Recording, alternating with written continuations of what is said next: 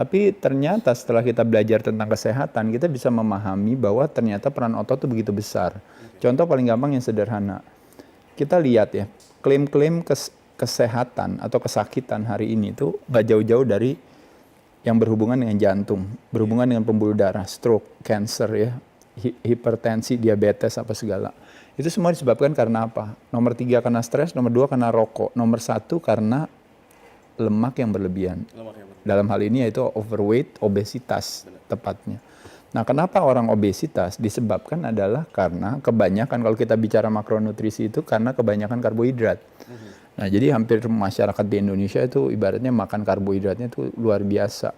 Kayak contohnya nasi, mie. Turunannya ya, tepung dan turunannya itu berarti mie, roti, kue-kuean dan sebagainya ya.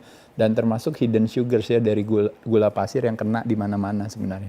Nah, tapi yang ingin mau saya sampaikan kurang lebih kira-kira seperti ini teman-teman sekalian. Kalau kita berbicara orang makin lama makin tua makin sakit-sakitan, itu terjadi adalah karena terjadinya sebuah perubahan komposisi pemegang saham di badan kita.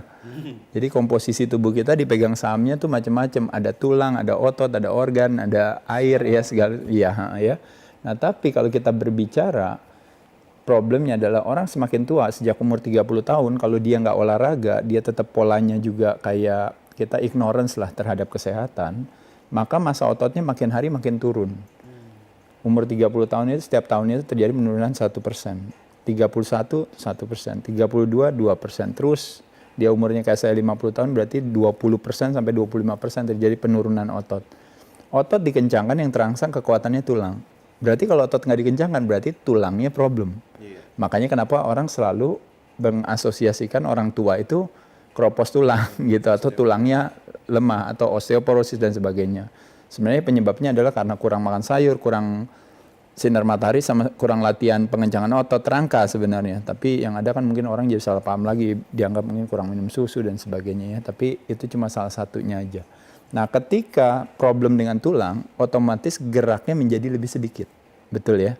Ketika geraknya menjadi lebih sedikit, berarti pembakaran kalorinya menjadi lebih rendah.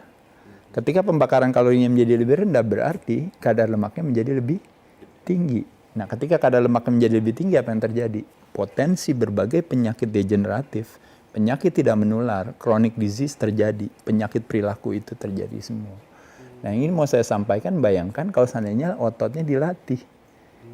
Apa yang terjadi? Tulangnya tetap kuat. Kalau tulangnya tetap kuat, apa yang terjadi?